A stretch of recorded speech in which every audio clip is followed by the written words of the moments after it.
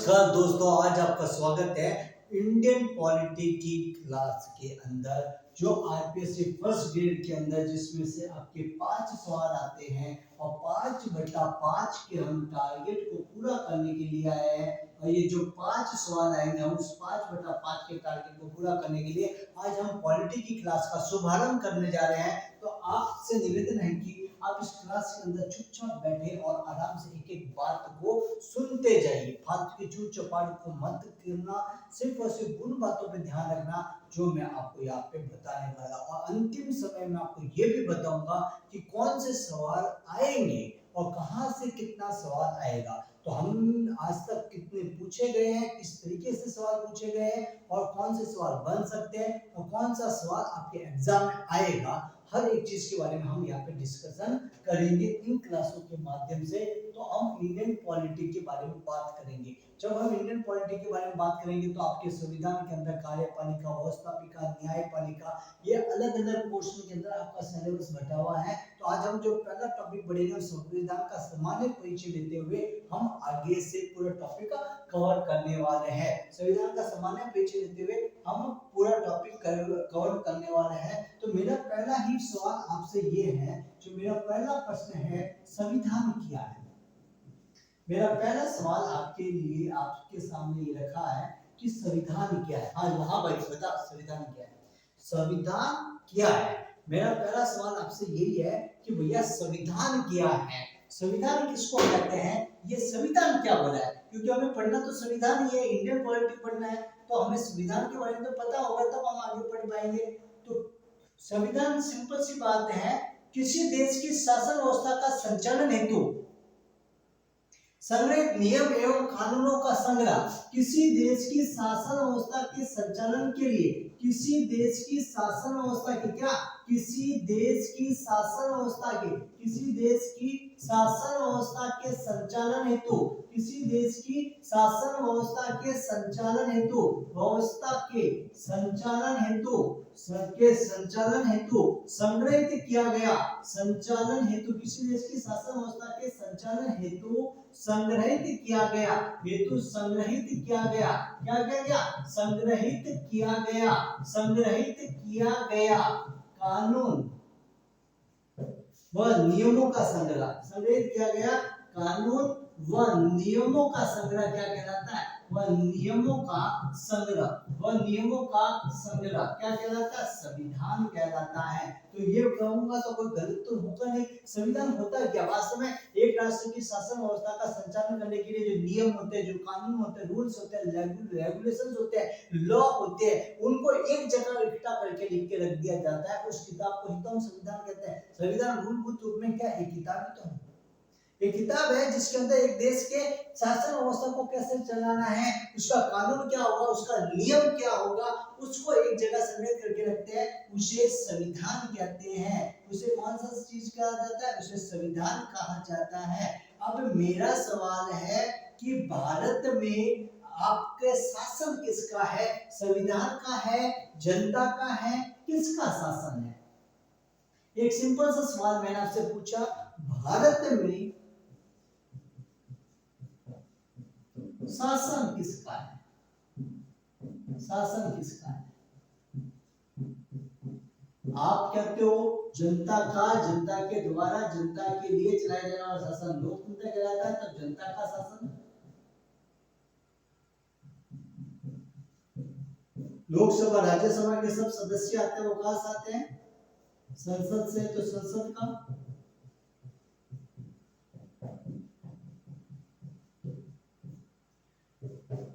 संविधान का शासन,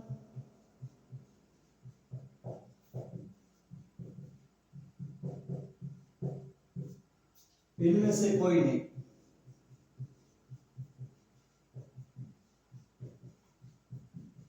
भाई बताओ फटाफट, भारत में शासन किसका है? जनता का है, संसद का है, आपके संविधान का है, या इनमें से कोई नहीं?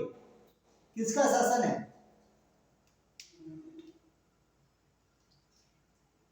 भैया भारत में संविधान का शासन है। विधि का शासन है। किसका शासन है? संविधान और विधि का शासन है, क्योंकि सारा का सारा काम कानून के अनुसार होता है। कानून से बड़ा कोई नहीं है। कौन नहीं है? कानून से बड़ा कोई नहीं है। तो भारत में किसका शासन है? संविधान का शासन है। तो आप सुनो, संविधान किसे कहते हैं? किसी राष्ट्र की एक ऐसी पुस्तक जिसमें क्या होते हैं? रूल्स होते हैं और लॉ होती है। उसे क्या कहा जाता है? कॉन्स्टिट्यूशन कहा जाता है। संविधान किसको कहते हैं? संविधान एक ऐसी पुस्तक जहां पे किसी राष्ट्र की शासन व्यवस्था को चलाने के लिए नियम और कानूनों का संग्रह किया जाता है। उस पुस्तक को हम संविधान कहते हैं। उस पुस्तक को संविधान कहा गया है। उस संविधान एक ऐसे जहाँ पे सारे नियमों और कानूनों का संग्रह किया गया है, उसे संविधान कहते हैं। अब मेरा एक सवाल है, सरकार किसको कहते हैं? सरकार किसको कहते हैं? अब एक सवाल आता, सिंपल सा सवाल है, भैया सरकार किसको कहते हैं?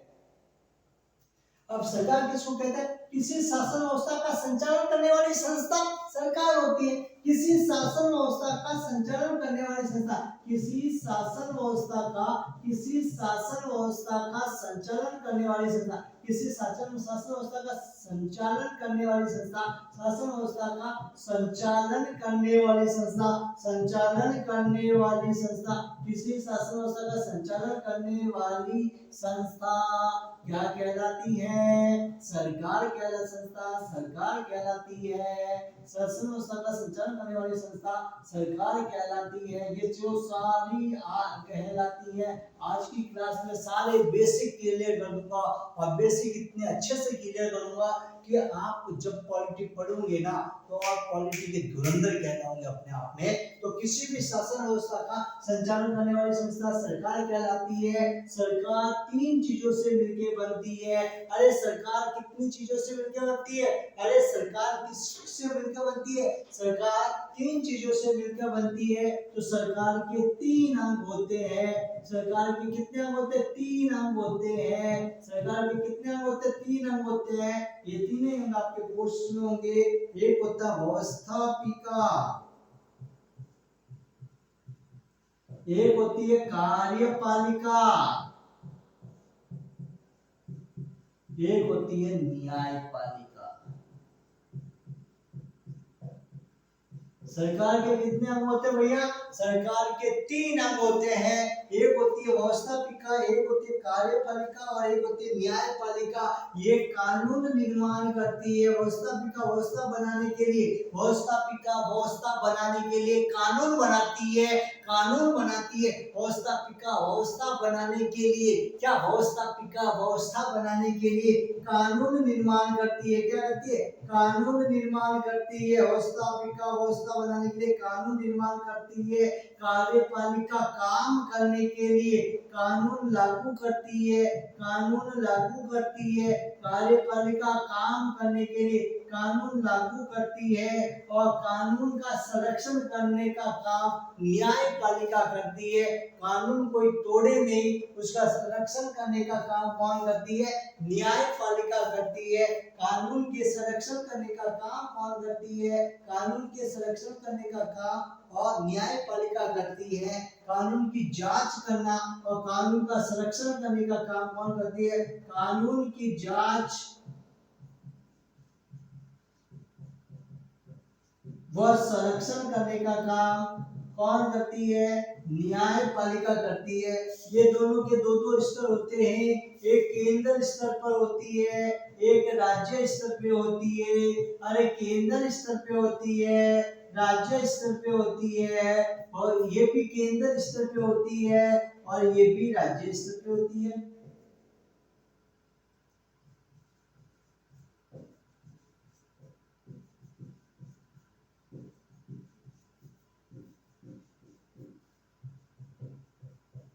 ये केंद्रीय स्तर पे होती है, राज्य स्तर पे होती है, केंद्रीय स्तर पे। तो सरकार किसे कहते हैं? किसी शासन व्यवस्था का संचालन करने वाली जो संस्था होती है उसे सरकार कहा जाता है। सरकार के 3 अंग होते हैं, व्यवस्थापिका, कार्यपालिका और न्यायपालिका। व्यवस्थापिका वो होती है जो व्यवस्था करने के लिए कानून बनाएगी, कार्यपालिका काम करने के लिए कानून को लागू करेगी और न्यायपालिका कानून की जांच करेगी, कानून का संरक्षण करने का काम करेगी। वो न्यायपालिका है जो कानून के आधार पर आपको न्याय देगी। ये दो स्तर पे काम करते हैं, केंद्र स्तर, राज्य स्तर, केंद्र स्तर, राज्य स्तर, केंद्र स्तर, राज्य स्तर के ऊपर काम करते हैं। तो अब ये कैसे काम करते हैं, क्या करते हैं, सारी की सारी मेरे सरकार, मैं आपको ये सरकार समझा देता हूँ। क्या सुन लो मेरे सरकार, मैं तुम्हें ये सरकार समझा देता हूँ, सरकार के और तरीके बता देता हूँ। क्या बता देता हूँ? सरकार समझा देता हूँ, सरकार के तौर तरीके बता देता हूँ। केंद्र को क्या कहते हैं? संघ भी कहते हैं। क्या कहते हैं?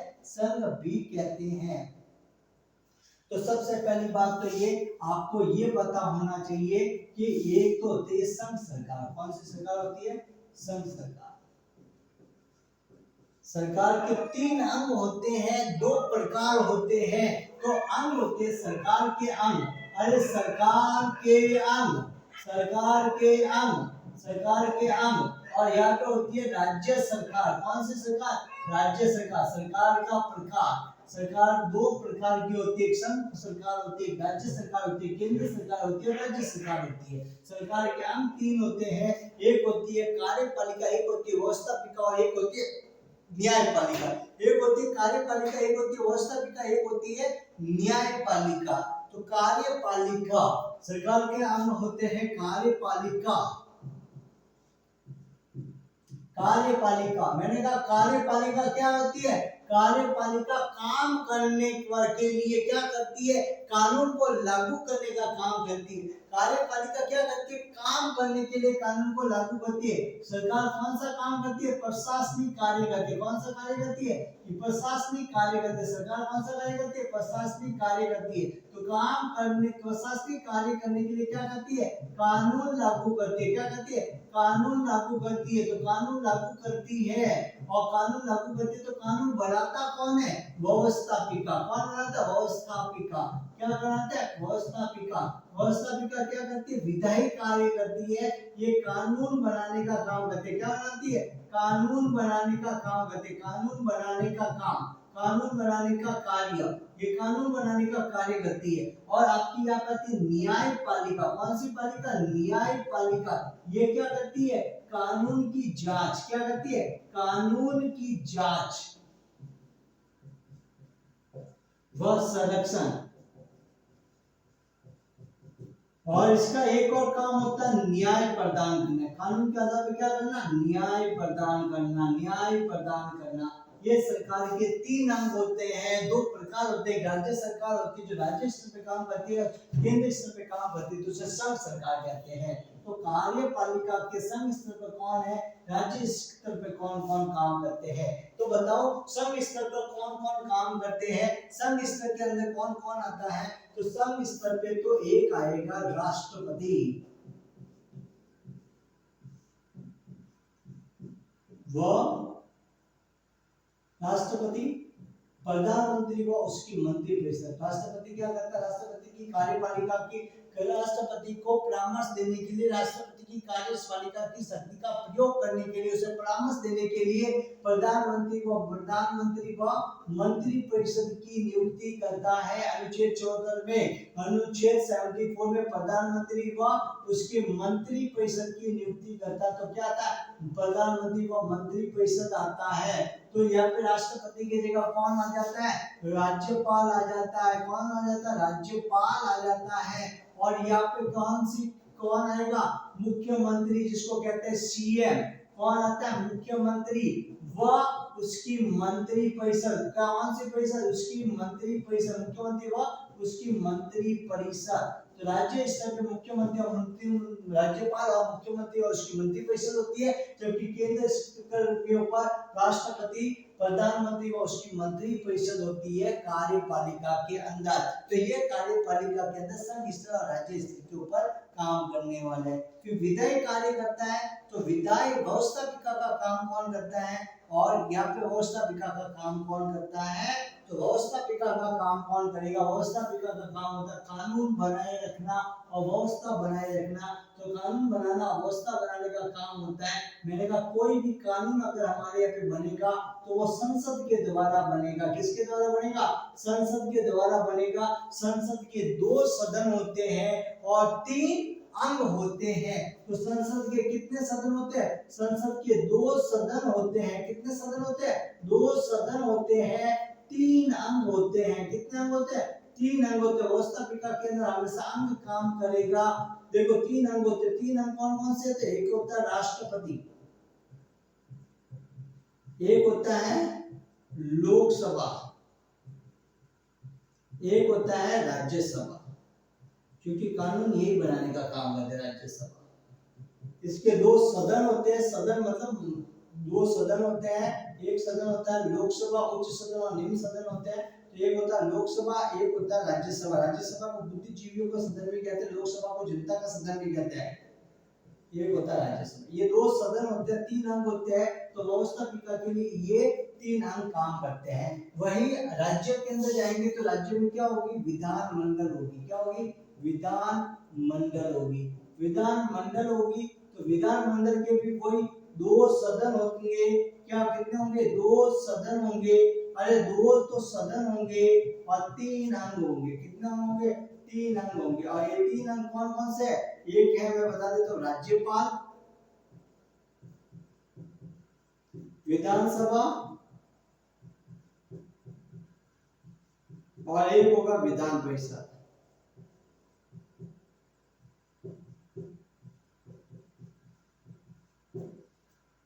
2 सदन होंगे, 3 अंग होंगे। तो व्यवस्थापिका समझ में आ गई। व्यवस्थापिका कानून बनाने का काम करती है। तो विधानमंडल में राज्यपाल, विधानसभा और विधान परिषद होते हैं, या फिर राष्ट्रपति, लोकसभा और राज्यसभा होते हैं। इसके 3 अंग होते हैं संसद के, जो व्यवस्था बनाए रखने का काम करते हैं। न्यायपालिका न्याय करती है। संघ स्तर पर करने वाले जो न्याय करने वाली संस्था होती है उसे कहते हैं सुप्रीम कोर्ट। कौन सा कोर्ट? Supreme court. और राज्य स्तर पर न्याय करने वाली जो संस्था होती है उसे कहते हैं हाई कोर्ट। कौन सा कोर्ट? कहते हैं हाई कोर्ट। सुप्रीम कोर्ट को हिंदी में कहा जाता है सर्वोच्च न्यायालय। कौन सा न्यायालय?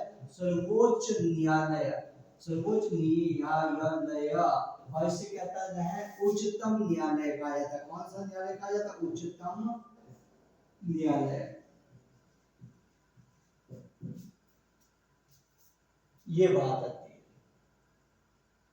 तो आपको संघ सरकार, राज्य सरकार और की बातें जो थी वो मैंने आपको कंप्लीट यहाँ पे करवा दी है। तो व्यवस्था, कार्यपालिका, व्यवस्थापिका, न्यायपालिका के अंदर संघ स्तर पर, केंद्र स्तर पर जब काम करेंगे तो राष्ट्रपति, प्रधानमंत्री, मंत्रिपरिषद है, जबकि राज्यपाल, मुख्यमंत्री और उसकी मंत्रिपरिषद काम करती है। यहाँ पे व्यवस्थापिका के रूप में भी आप देखना राष्ट्रपति, लोकसभा, राज्यसभा। अगर यहाँ पे देखा जाए तो ये कौन किसके सदस्य? लोकसभा, राज्यसभा के तो सदस्य होते हैं। लोकसभा, राज्यसभा के सदस्य होते हैं, प्रधानमंत्री होता है। तो यहाँ पे काम करने वाले व्यक्ति, व्यवस्थापिका और कार्यपालिका में काम करने वाले व्यक्तियों को अगर देखा जाए तो दोनों व्यक्ति मेरी नजर में भी सेम है, संविधान की नजर में भी सेम है, तो आपकी नजर में भी तो सेम होना चाहिए। तो व्यवस्थापिका और कार्यपालिका में काम करने वाले व्यक्ति सेम है। सेम होने का कारण कौन सा है भैया? सेम होने का कारण ये होगा संसदीय शासन प्रणाली है। तो इसके आधार पर हमें पता चलता है तो भारत में राज करने वाली कौन सी शासन प्रणाली है? संवैधानिक प्रणाली है। और संविधान के तहत संविधान ने सारा अधिकार किसको दिए? संसद से। तो भारत में जो शासन हो रहा है वो किसके थ्रू हो रहा है? संसद के थ्रू हो रहा है। तो वो संसद के थ्रू हो रहा है। इसी कारण से हम कह सकते हैं कि भारत में कार्यपालिका और व्यवस्थापिका के द्वारा जो काम करने वाले, व्यवस्थापिका में काम करने वाले व्यक्ति दोनों समान है। दोनों समान होने का कारण कौन सा है? संसदीय शासन प्रणाली है। ध्यान से सुन लो, कौन सी प्रणाली? संसदीय शासन प्रणाली। अगर मैंने सवाल दिया तो खोटा नहीं होना चाहिए, और मैं कह रहा हूं कि तुम लोग खोटा करोगे। ठीक है, तो दे दूं अब सवाल।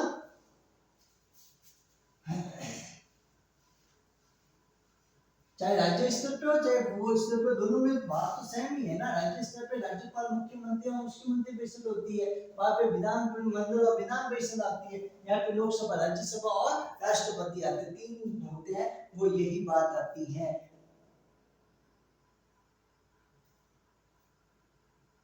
अब सवाल मेरा ये है,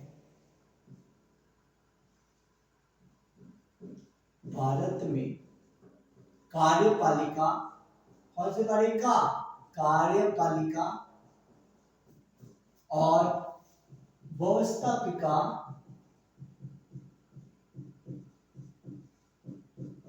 में कार्य करने वाले सभी व्यक्ति, कार्य करने वाले व्यक्तियों का समान होने का कारण है, समान होने का कारण है।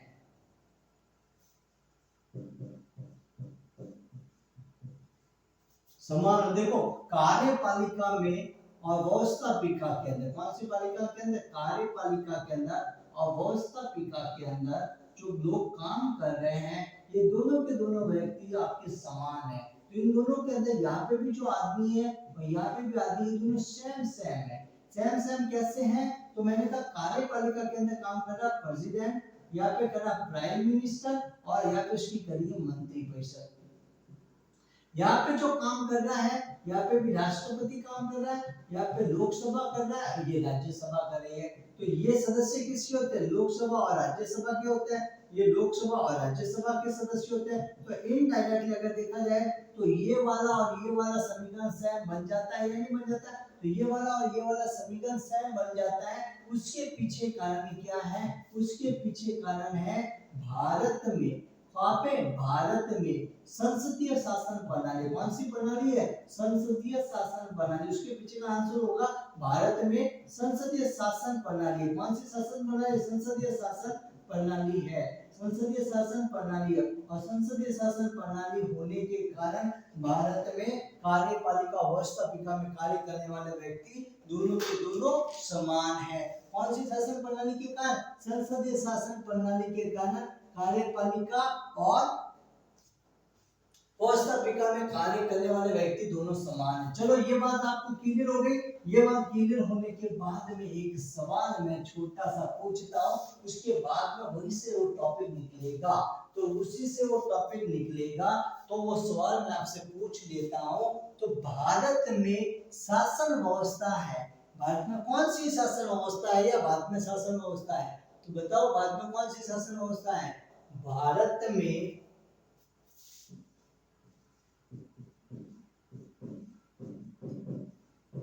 कौन सी शासन व्यवस्था है,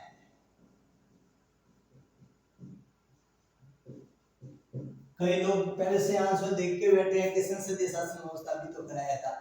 कितने लोग कह रहे हैं,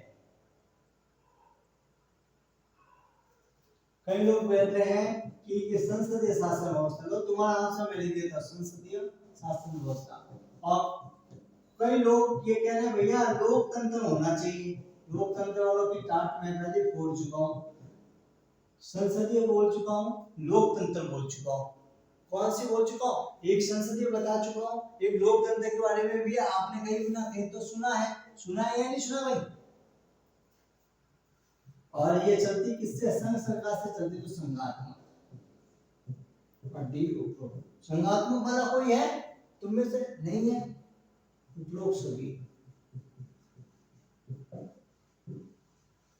मैंने पूछा भारत में कौन सी शासन व्यवस्था है, संसदीय है, लोकतंत्र है, संघात्मक है, कौन सी। हाँ भाई देखो, नहीं नहीं, सिर्फ देखो संसदीय शासन व्यवस्था भी है, लोकतंत्र भी है, संघात्मक भी है।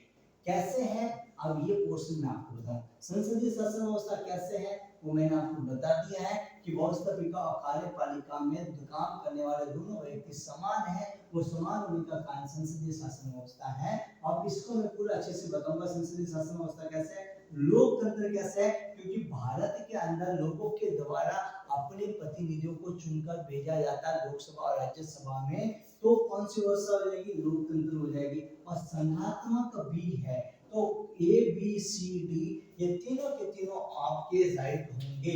उपरोक्त सभी वाला जो तुक्का लगाने वाले थे वो लोग राइट हो गए, लेकिन हर बार तुक्का भी सही नहीं होता है, ध्यान रखना अगली बार में। तो भारत में कौन सी शासन व्यवस्था है वो देखते हैं। तो भारत में जो शासन व्यवस्था है उन शासन व्यवस्था को अलग अलग आधारों पर अलग अलग शासन व्यवस्था को बांटा जाता है। तो जो शासन व्यवस्था होती है, शासन व्यवस्था को क्या बांटा जाता है, जो शासन व्यवस्था है, शासन व्यवस्था को अलग अलग आधारों पर, शासन व्यवस्था को, कौन सी व्यवस्था को, शासन व्यवस्था को अलग अलग आधारों पर बांटा गया है। शासन व्यवस्था को अलग अलग आधारों पर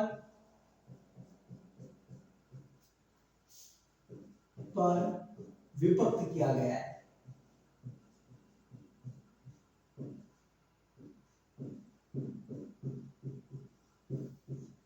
भारत में शासन व्यवस्था को अलग अलग आधारों पर विभक्त किया गया है। जो शासन व्यवस्था है उसमें अलग अलग आधारों पर विभक्त किया गया है। शासन व्यवस्था को भारत में नहीं, पूरी दुनिया में अलग अलग आधारों पर विभक्त किया गया है।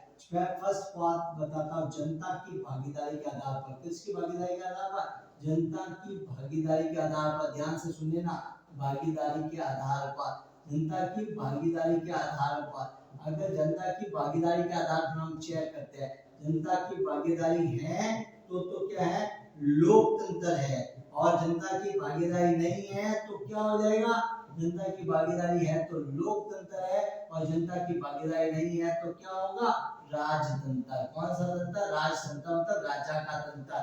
जनता की भागीदारी होगी, जहाँ पे राजा जनता द्वारा चुना जाता है, जहाँ पे नेता अपना जनता द्वारा चुना जाता है वो लोकतंत्र है। और जहाँ पे जनता अपना नेता नहीं चुनती है, जहाँ पे जन्मजात राजा होता है वो राजतंत्र है। भारत में लोकतंत्र है या राजतंत्र है, मुझे बताओ।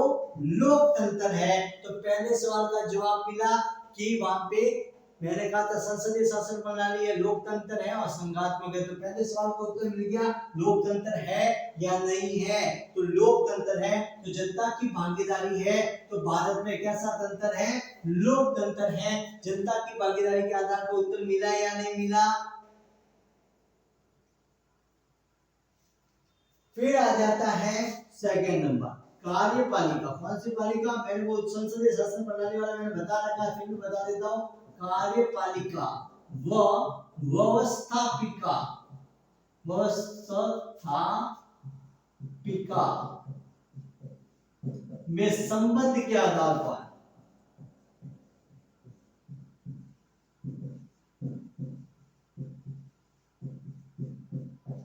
कार्यपालिका व्यवस्थापिका में संबंध के आधार पर, अगर संबंध है या संबंध नहीं है, कार्यपालिका व्यवस्थापिका के अंदर अगर संबंध है तो वो है संसदीय शासन प्रणाली। कौन सी शासन प्रणाली, संसदीय शासन प्रणाली। और संबंध नहीं है तो कौन सी हो जाएगी, अरे अगर संबंध है तो संसदीय शासन प्रणाली, संबंध नहीं है तो अध्यक्षीय शासन प्रणाली। अरे कौन सी प्रणाली, अध्यक्षीय शासन प्रणाली।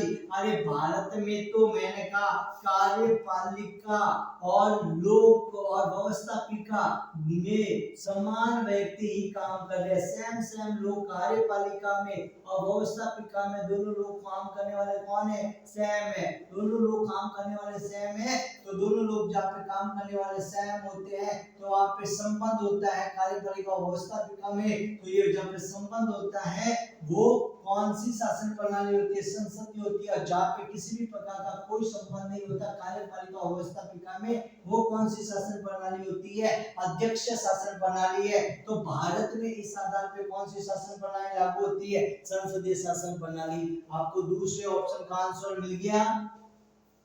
ऑप्शन ए भी बता दिया, लोकतंत्र जनता की भागीदारी के आधार पर, संबंध के आधार पर। ऑप्शन बी भी बता दिया, संसदीय शासन प्रणाली। अब ऑप्शन सी की बारी है, संघ और राज्य के मध्य में शक्ति के विभाजन के आधार पर, संघ व राज्य के मध्य में, संघ व राज्य के मध्य में, अरे राज्य के मध्य में मध्य में शक्ति के विभाजन के आधार पर संघ व राज्य में शक्ति के विभाजन के आधार पर ध्यान से सुन लो। संघ और राज्य के अंदर अगर आप शक्ति का विभाजन करना चाहते हो, संघ और राज्य में अगर आप शक्ति का विभाजन करना चाहते हो, इसके आधार पर अगर कोई प्रणाली का विभाजन किया जाएगा तो विभाजन के आधार पर अगर विभाजन किया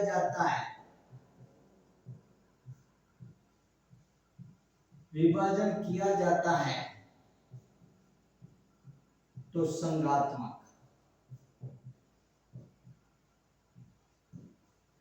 जहां पे केंद्र सरकार और राज्य सरकार अलग अलग बनती है, विभाजन नहीं किया जाता है,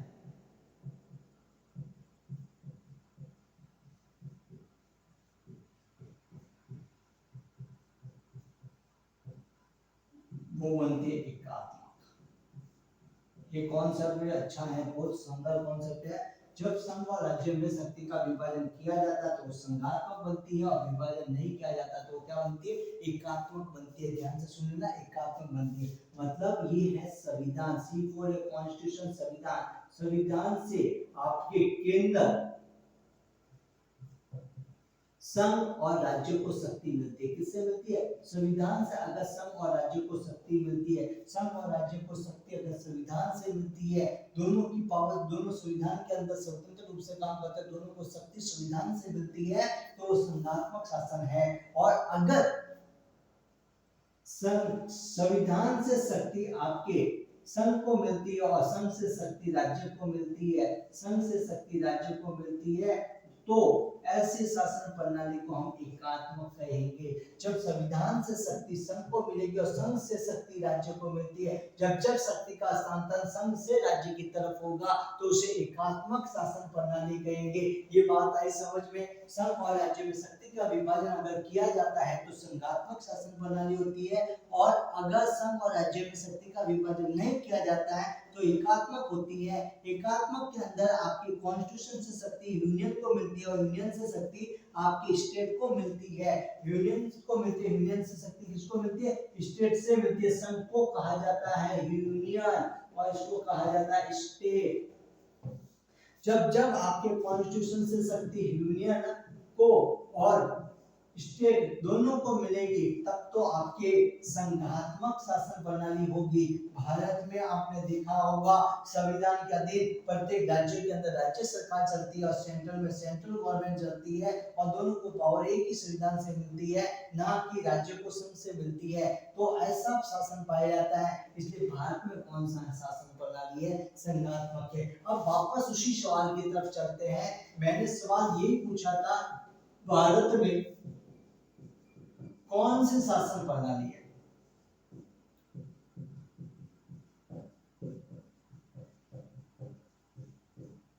तब आपने अलग अलग उत्तर दिए थे, किसी ने भी संघात्मक नहीं दिया था। पहला ऑप्शन था लोकतंत्र, जनता की भागीदारी के आधार पर लोकतंत्र है भारत में, बिल्कुल।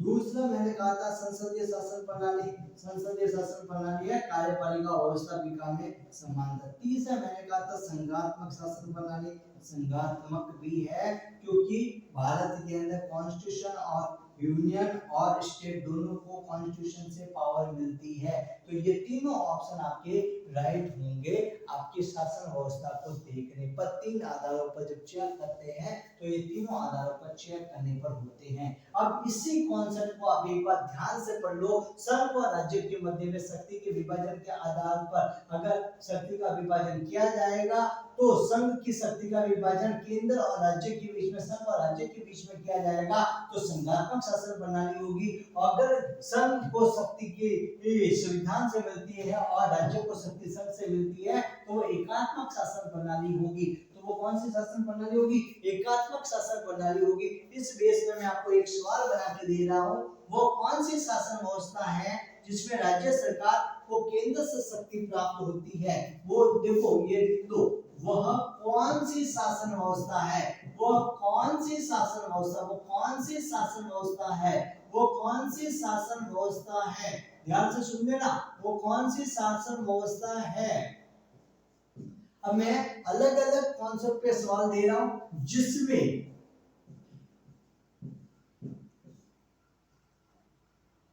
राज्य को शक्ति, राज्य को शक्ति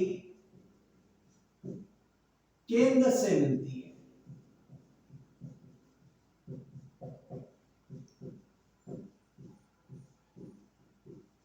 ध्यान से सोचो, वो कौन सी शासन व्यवस्था है जिसमें राज्य को शक्ति किससे मिलती है? केंद्र से मिलती है। वो कौन सी शासन व्यवस्था है जिसमें राज्य को शक्ति केंद्र से मिलती है? वो कौन सी शासन व्यवस्था है जिसमें राज्य सरकार का शक्ति का स्रोत संविधान है?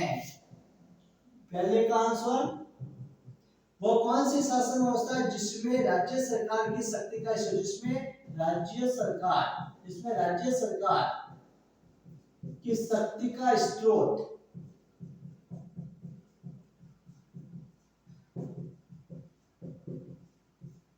संविधान है।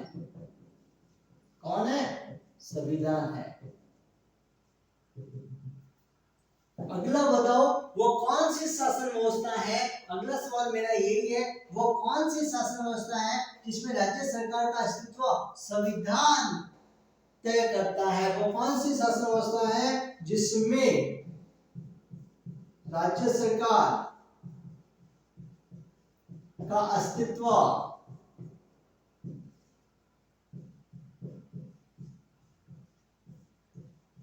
संविधान तय करता है?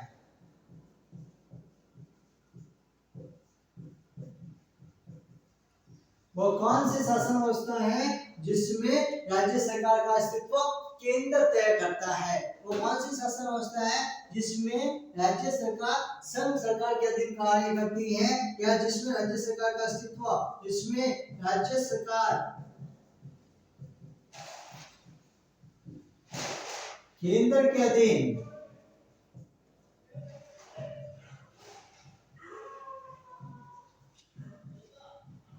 कार्य करती है?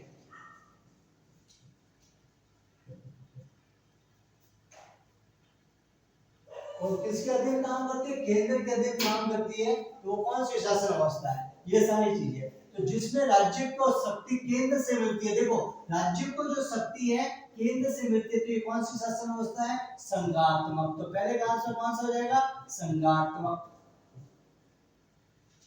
वो कौन सी शासन व्यवस्था है जिसमें राज्य को शक्ति केंद्र से मिलती है? राज्य को शक्ति केंद्र से मिल रही है। किससे मिल रही है? केंद्र से मिल रही है। तो कौन सी शासन व्यवस्था है? एकात्मक है, संघात्मक नहीं है, एकात्मक। ठीक है। वो कौन सी शासन व्यवस्था है जिसमें राज्य सरकार की शक्ति का स्रोत संविधान है? तो इसमें राज्य सरकार की शक्ति का स्रोत कौन है? संविधान है। तो कौन सी शासन व्यवस्था हो गई? संघात्मक। अब यहाँ पे देखो, जिसपे राज्य सरकार का अस्तित्व कौन तय करता है? राज्य सरकार किसके अधीन है? संविधान के अधीन है। तो कौन सी हो गई? संघात्मक। राज्य सरकार केंद्र के अधीन कार्य करती है। किसके अधीन काम करती है? केंद्र सरकार के अधीन। जहाँ पे राज्य सरकार काम करती है या राज्य सरकार की शक्ति का स्रोत केंद्र है, या राज्य सरकार का अस्तित्व केंद्र के ऊपर होता है, तो वो कौन सी है? एकात्मक है। कौन सी है? एकात्मक शासन व्यवस्था है। तो शासन व्यवस्था के ऊपर कोई गलत होगा सवाल? नहीं होगा। तो आगे चले, आगे चलेंगे तो आगे एक शब्द आप हमेशा सुनते होंगे संविधान के अंदर, जब भी पढ़ोगे तो बहुत सारे विधेयकों को पास करना पड़ेगा, क्योंकि आपके कोर्स में राष्ट्रपति है। तो विधेयक के बारे में आपको पता होना चाहिए। किसके बारे में पता होना चाहिए? विधेयक के बारे में पता होना चाहिए। किसके बारे में पता होना चाहिए? विधेयक के बारे में पता होना चाहिए। तो विधेयक के बारे में पता होना चाहिए।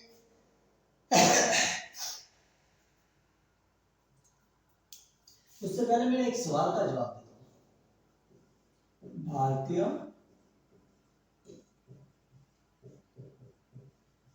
संविधान में कौन सी शासन व्यवस्था को उल्लेख है? कौन सी शासन व्यवस्था को उल्लेख है?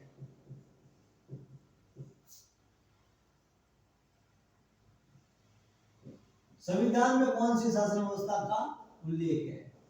मैं संविधान में कौन सी शासन व्यवस्था का उल्लेख पूछ रहा हूं। उल्लेख है। ये लोकतंत्र का है,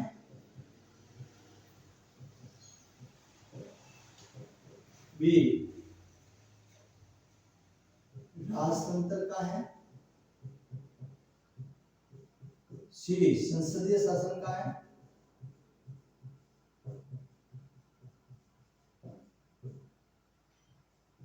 दी संसदीय शासन, संघात्मक शासन।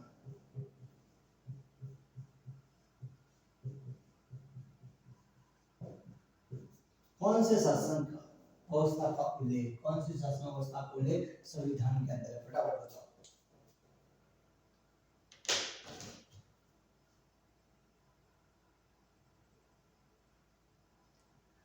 भैया जब भी संविधान के अंदर पूछे जाए, कौन सी पूछे जाए? संविधान। संविधान का तो मैंने बताया ये एक ऐसी किताब है, क्या है? एक ऐसी किताब है जिसके यहाँ पे कॉन्स्टिट्यूशन लिखा हुआ है, जिसके अंदर क्या लिखे हुए हैं? आपके रूल्स लिखे हुए हैं और लॉ लिखी हुई है, जहाँ पे नियम और कानूनों का संग्रह जिस पुस्तक के अंदर उसे संविधान कहा जाता है, जो किसी देश की शासन व्यवस्था को चलाने के लिए की जाती है।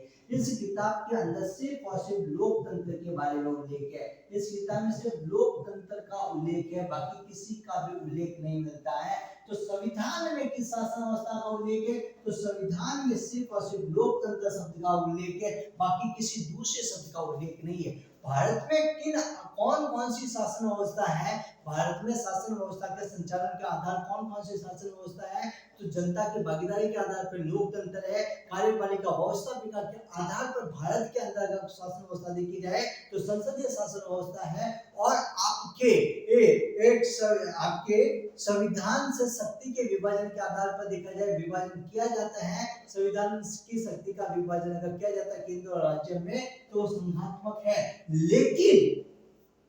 लेकिन संविधान में किस शासन व्यवस्था के बारे में लिखा हुआ है? संविधान में तो सिर्फ लोकतंत्र शब्द का उल्लेख है। तो संविधान में कौन से शब्द का उल्लेख मिलता है? सिर्फ और सिर्फ लोकतंत्र शब्द का उल्लेख मिलता है। तो ध्यान रखो इस बात को भी।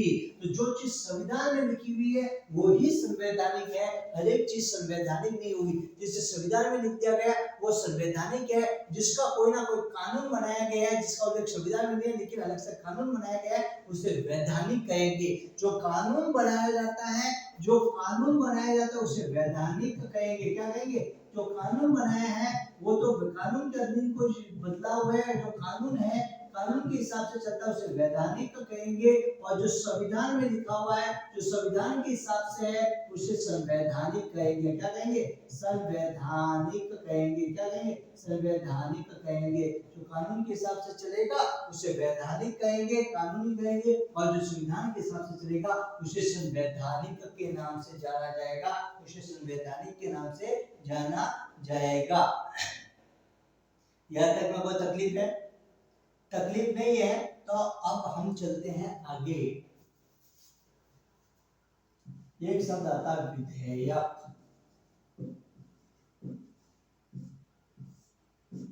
विधेयक किसे कहते हैं? विधेयक कितने प्रकार के होते हैं? दो भी बताऊंगा, लेकिन पहले बताओ विधेयक दो प्रकार के होते हैं, सरकारी गैर सरकारी, वो अलग बात है। लेकिन पहले मैं पूछ रहा विधेयक किसे कहते हैं सिंपल शब्दों में।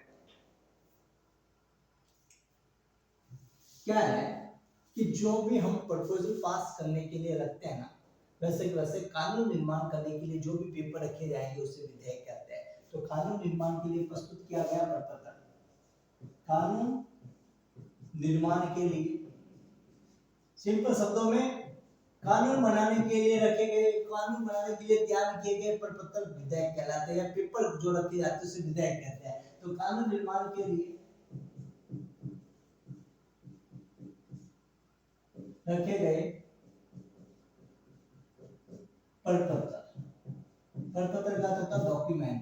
तो आप सिंपल सी शब्दों में ये इतना ध्यान रखो, कानून निर्माण के लिए जो रखे गए हैं या प्रस्तुत किए गए, रखे गए तो शब्द नहीं होता, प्रस्तुत किए गए, कानून निर्माण के लिए प्रस्तुत किए गए लिख दो भैया, प्रस्तुत।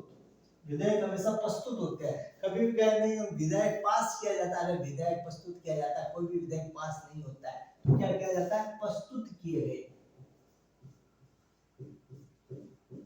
कानून निर्माण के लिए प्रस्तुत किए गए प्रपत्र, कानून निर्माण के लिए जो भी पेपर आपने प्रस्तुत किया है उस पेपर को विधेयक कहते हैं। विधेयक कितने प्रकार के होते हैं? मेरा सवाल है ये, विधेयक कितने प्रकार के होते हैं? अभी मैंने बताया था विधेयक कितने प्रकार के होते हैं। विधेयक दो प्रकार के होते हैं। कितने प्रकार के होते हैं? विधेयक दो प्रकार के होते हैं। कितने प्रकार के होते हैं भैया?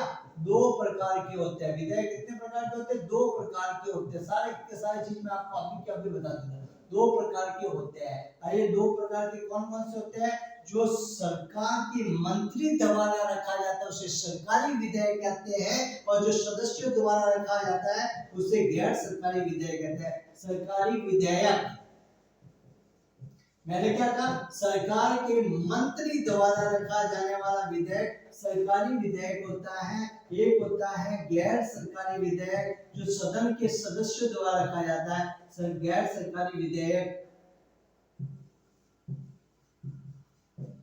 जो सदन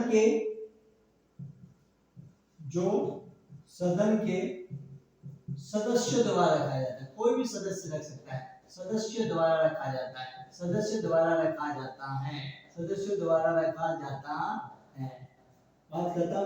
जो सरकार के मंत्री द्वारा रखा जाता है उसे सरकारी विधेयक कहते हैं। जो सदन के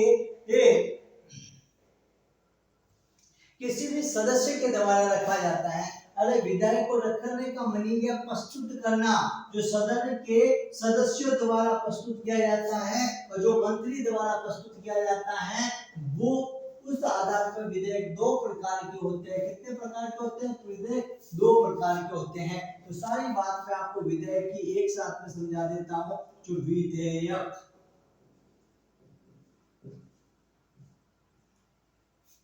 विधेयक में ये आपके इसकी दो प्रकृति आ जाती है। एक होता है सरकारी विधेयक। पहली बात है विधेयक रखे नहीं जाते, विधेयक पास किए जाते हैं। पास नहीं, विधेयक रखा नहीं जाता, विधेयक पास नहीं किया जाता, विधेयक प्रस्तुत किया जाता है। ध्यान रखना क्या, विधेयक प्रस्तुत किया जाता है। एक होता है गैर सरकारी विधेयक, एक होता है आज बार बार लैंग्वेज चेंज हो रही है। गैर सरकारी विधेयक, विधेयक रखा नहीं जाता, क्या नहीं किया जाता, विधेयक रखा नहीं जाता, विधेयक प्रस्तुत किया जाता है। क्या किया जाता है? सरकार के मंत्री द्वारा प्रस्तुत किया जाता है। क्या किया जाता है? जो मंत्री द्वारा प्रस्तुत होता है। किसके द्वारा प्रस्तुत होता है? मंत्री द्वारा प्रस्तुत विधेयक सरकारी विधेयक है, मंत्री द्वारा प्रस्तुत होता है, मंत्री द्वारा प्रस्तुत किया जाता है। सरकारी विधेयक सदैव मंत्री द्वारा प्रस्तुत किया जाता है। सरकारी विधेयक सदैव मंत्री द्वारा प्रस्तुत किया जाता है। गैर सरकारी विधेयक सदस्यों द्वारा प्रस्तुत किया जाता है, सदन के सदस्यों द्वारा प्रस्तुत किया जाता है, सदन के सदस्यों द्वारा प्रस्तुत किया जाता है। किसके द्वारा प्रस्तुत किया जाता है? सदन के सदस्यों द्वारा प्रस्तुत किया जाता है। गैर सरकारी विधेयक सदन के सदस्यों द्वारा प्रस्तुत किया जाता है। याद रखना, सरकारी विधेयक, अगर सरकारी विधेयक पास नहीं होगा तो सरकार पदमुक्त हो जाएगी। क्या हो जाएगी? सरकारी विधेयक पास नहीं होने पर पदमुक्त हो जाएगी। अब एक बात याद रखना, सरकारी विधेयक कभी भी सत्र के दौरान कभी भी प्रस्तुत किया जा सकता है। क्या किया जा सकता है? कभी भी प्रस्तुत किया जा सकता है। सत्र के दौरान कभी भी प्रस्तुत कर सकते हैं, सत्र के दौरान कभी भी प्रस्तुत कर सकते हैं। सरकारी विधेयक कभी भी प्रस्तुत कर सकते हैं। जबकि गैर सरकारी विधेयक कब प्रस्तुत किया जाता है? सिर्फ और सिर्फ शुक्रवार को प्रस्तुत किया जाता है। शुक्रवार को सदस्यों द्वारा प्रस्तुत किया जाता है।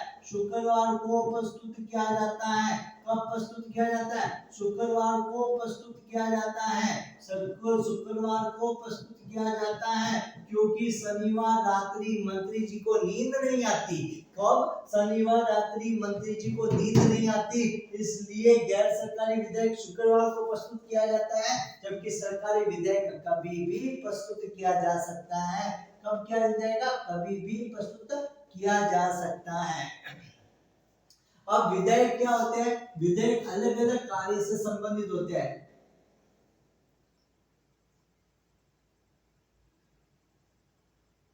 कार्य से संबंध, कार्य से संबंध, विधेयक का जो कार्य से संबंध है, संबंध के आधार पर विधेयक, ठीक है, कार्य से संबंधित, इस काम का संबंधित विधेयक है, उस काम के संबंधित विधेयक है। तो एक को होता है काम, साधारण काम से संबंधित विधेयक होता है साधारण विधेयक।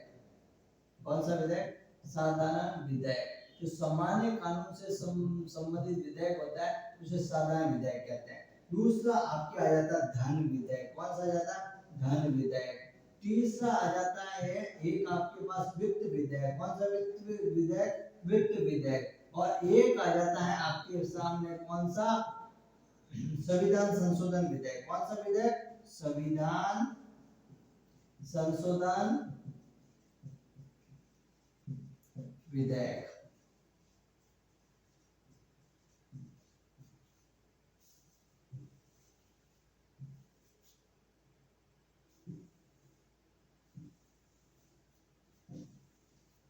ये चारों विधेयक, ये 4 टाइप के विधेयक होते हैं। देखो, सरकारी विधेयक, सरकार द्वारा सरकारी विधेयक, मंत्री द्वारा चारों प्रकार के विधेयक प्रस्तुत किए जा सकते हैं। साधारण विधेयक, धन विधेयक, वित्त विधेयक और संविधान संशोधन से संबंधित विषय के जो विधेयक है वो सरकारी वो मंत्री के द्वारा किसी भी कभी भी प्रस्तुत किए जा सकते हैं।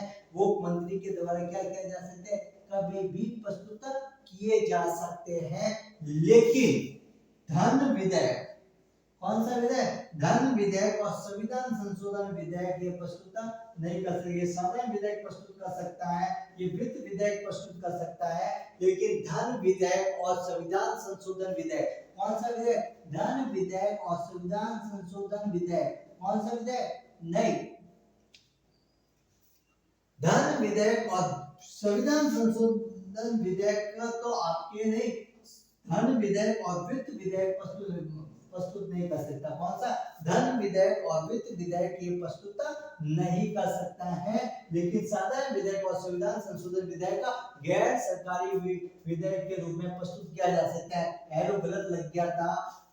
देखो, धन विधेयक और वित्त विधेयक सदैव मंत्री द्वारा प्रस्तुत किए जाते हैं। ये सदैव सरकारी विधेयक होते हैं। कौन से विधेयक होते हैं? सरकारी विधेयक होते हैं। कौन से विधेयक होते हैं? सदैव सरकारी विधेयक होते हैं। सरकारी विधेयक होते हैं। ये कभी भी गैर सरकारी विधेयक नहीं होंगे, कभी भी गैर सरकारी विधेयक नहीं होंगे।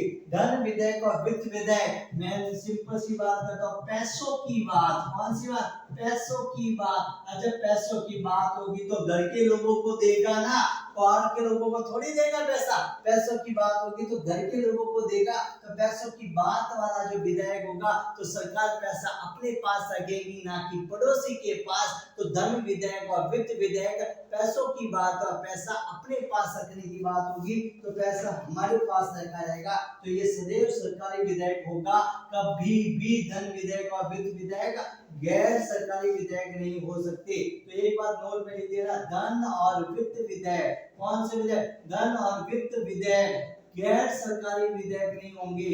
गैर वित्त विधेयक गैर सरकारी विधेयक नहीं होंगे। कौन से विधेयक नहीं होंगे?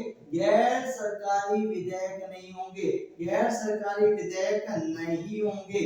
अरे गैर सरकारी विधेयक नहीं होंगे। धन विधेयक और वित्त विधेयक गैर सरकारी विधेयक नहीं होंगे। अगर ये गैर धन विधेयक और वित्त विधेयक कभी भी गैर सरकारी विधेयक नहीं होंगे, तो गैर सरकारी विधेयक अगर धन विधेयक और वित्त विधेयक नहीं होंगे तो इन्हें कभी भी सदस्यों द्वारा प्रस्तुत नहीं किया जाएगा। सदस्यों द्वारा प्रस्तुत नहीं किया जा सकता, सिर्फ और सिर्फ मंत्री द्वारा प्रस्तुत होंगे। ये क्या होंगे? ये सदस्यों द्वारा प्रस्तुत नहीं होगा, सिर्फ और सिर्फ उन सदस्यों के द्वारा प्रस्तुत होंगे जो मंत्री है। साधारण सदस्यों के द्वारा प्रस्तुत नहीं किया जा सकता, सिर्फ मंत्री के द्वारा प्रस्तुत किया जा सकता है। तो सिंपल तरीके से बात है, जो साधारण कानून से संबंधित विधेयक है, साधारण जो धन विधेयक है और वित्त विधेयक है, जो संविधान में संशोधन से संबंधित विधेयक है, चारों के चारों प्रकृति के चारों काम से संबंधित विधेयक सरकार के मंत्री द्वारा प्रस्तुत किया जा सकता है, इसलिए ये सरकारी विधेयक होते हैं।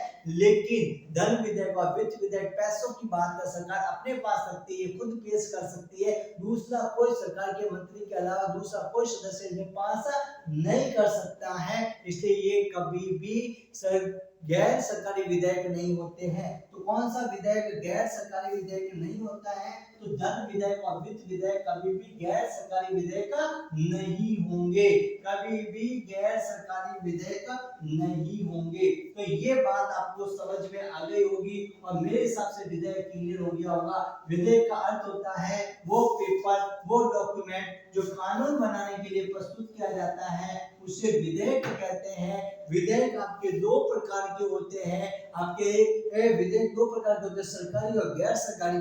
सरकारी विधेयक कभी भी प्रस्तुत किया जा सकता है, जबकि गैर सरकारी विधेयक सिर्फ और सिर्फ आपके कब प्रस्तुत किया जाएगा? गैर सरकारी विधेयक सिर्फ और सिर्फ आपके उस समय प्रस्तुत किया जा सकता है जब शुक्रवार हो।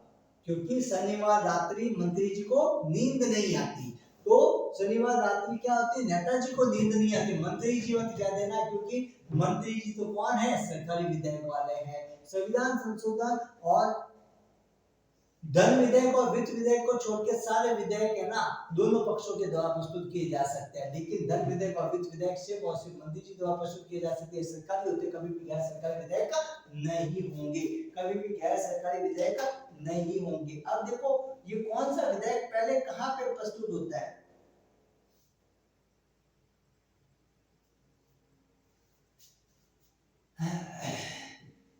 पहले प्रस्तुत कार्य के आधार पर जो पहले प्रस्तुत होते हैं ना, एक होता है लोकसभा, एक होता है किसी भी सदन में, लोकसभा में किसी भी सदन में, कोई फर्क नहीं पड़ता, किसी भी सदन में करो। लोकसभा में पहले प्रस्तुत होता है, देखो धन विधेयक,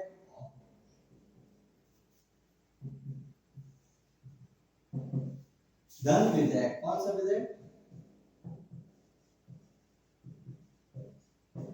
कौन सा विधेयक लोकसभा में, देखो पहले प्रस्तुत कहां पे होगा, कौन सा विधेयक पहले प्रस्तुत होगा, तो धन विधेयक और वित्त विधेयक, मैंने कहा सरकारी विधेयक होते हैं, ये पहले लोकसभा में प्रस्तुत होंगे, कहां पे होंगे, लोकसभा में होंगे प्रस्तुत, और किसी भी सदन में प्रस्तुत किया जा सकता है, चाहे लोकसभा में पहले प्रस्तुत करो चाहे राज्यसभा में करो, कोई प्रतिबंध नहीं है, किसी भी सदन में कर सकते हैं। वो कौन सा विधेयक होता है भैया, साधारण विधेयक, कौन सा होता है, साधारण विधेयक, कौन सा विधेयक, साधारण विधेयक, और आपके एक होता है संविधान संशोधन विधेयक, कौन सा विधेयक, संविधान संशोधन विधेयक, ये दोनों विधेयक आपके सरकारी भी हो सकता है और गैर सरकारी भी हो सकता है, और ये पहले किसी भी सदन में प्रस्तुत किया जा सकता है, लेकिन ये दोनों विधेयक तो आपके होते कौन से, सिर्फ सरकारी विधेयक होते हैं, कौन से विधेयक होते हैं, सरकारी विधेयक होते हैं, और ये कौन से हो सकते हैं, ये सरकारी और गैर सरकारी दोनों हो सकते हैं,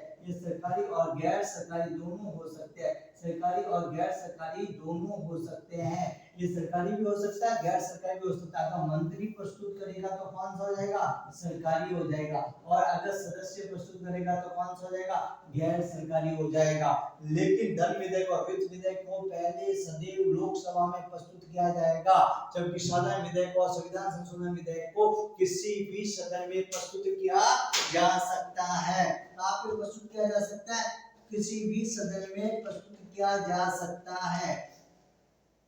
अब आ जाता है राष्ट्रपति पुनर्विचार हेतु लौटा सकता है या नहीं लौटा सकता है, उस चीज के बारे में भी आपको पता होना चाहिए कि कोई भी विधेयक किसी भी सदन में प्रस्तुत होता है तो आपको एक बात पता होनी चाहिए, राष्ट्रपति के पास कुछ पावर्स होती है, तो राष्ट्रपति कैसा पति, जो राष्ट्र का पति है, राष्ट्रपति पुनर्विचार हेतु, पुनः विचार हेतु, विचार हेतु एक बार, कितनी बार, एक बार विधेयक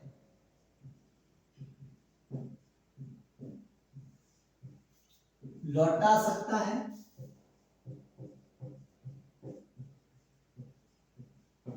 कौन सा विधेयक को लौटा सकता है और नहीं लौटा सकता है, यहाँ पे थोड़ा सा ध्यान रखना,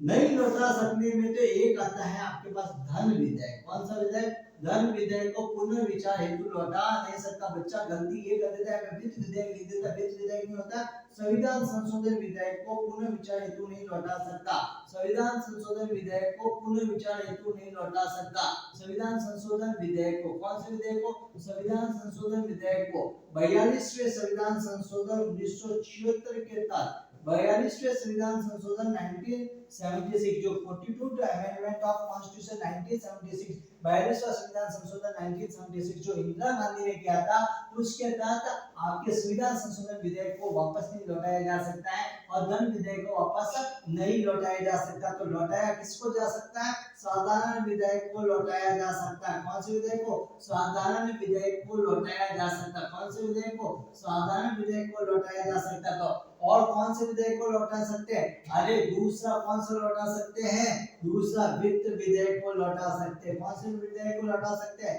वित्त विधेयक को लौटा सकते हैं। तो विधेयक को एक बार पुनर्विचार हेतु लौटाया जा सकता है राष्ट्रपति द्वारा, साधारण विधेयक और वित्त विधेयक को। लेकिन वापस जब लौटाने के बाद में वापस सदन के द्वारा स्वीकृत करके राष्ट्रपति के पास भेजा जाएगा, तो दूसरी बार में वापस नहीं लौटा सकता। उस समय दूसरी बार में राष्ट्रपति को तो अनुमति देनी होगी, अनुमति देने के लिए वो बाध्य हो जाएगा। और ये हम जब राष्ट्रपति पढ़ेंगे ये बात मैं आपको अच्छे से बता दूंगा। तो अभी क्या है, आपको इतना सा ध्यान रखना है, कौन से विधेयक को लौटा सकता है, कौन से को नहीं लौटा सकता है। धन विधेयक को नहीं लौटा सकता, संविधान संशोधन विधेयक को नहीं लौटा सकता, और इन दोनों को लौटा सकता, साधारण विधेयक और वित्त विधेयक को। तो इन दो विधेयक को राष्ट्रपति पुनर्विचार हेतु लौटा सकता है। क्या कर सकता है? पुनर्विचार हेतु लौटा सकता है। तो अब आ जाती है एक आज के क्लास का जो आखिरी टॉपिक है, संयुक्त बैठक। दोनों सदनों में मतभेद होने पर किसी विषय पर दोनों सदनों में मतभेद होने पर, क्या किसी विषय पर राष्ट्रपति के द्वारा दोनों सदनों में मतभेद होने पर संयुक्त बैठक बुलाई जा सकती है। जब संयुक्त बैठक बुलाई जाएगी, अनुच्छेद 108, अनुच्छेद 108, संयुक्त बैठक। कौन सी बैठक? संयुक्त बैठक।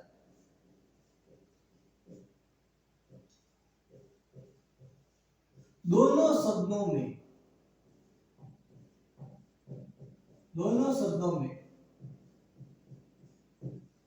6 माह तक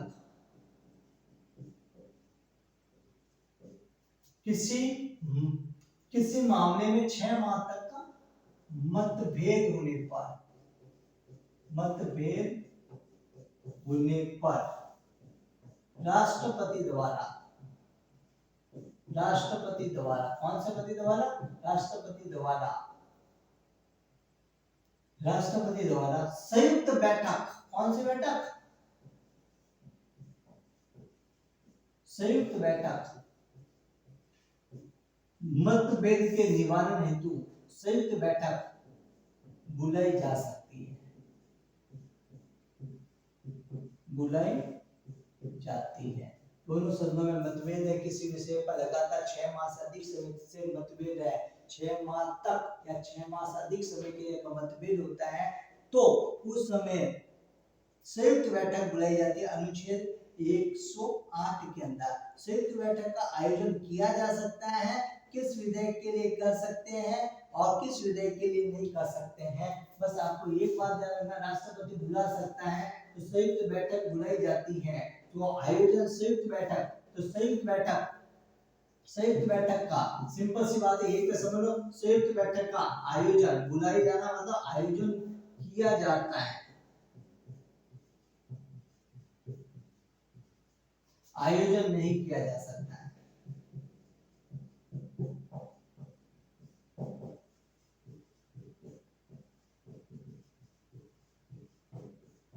संयुक्त बैठक का आयोजन किया जा सकता, नहीं किया जा सकता है।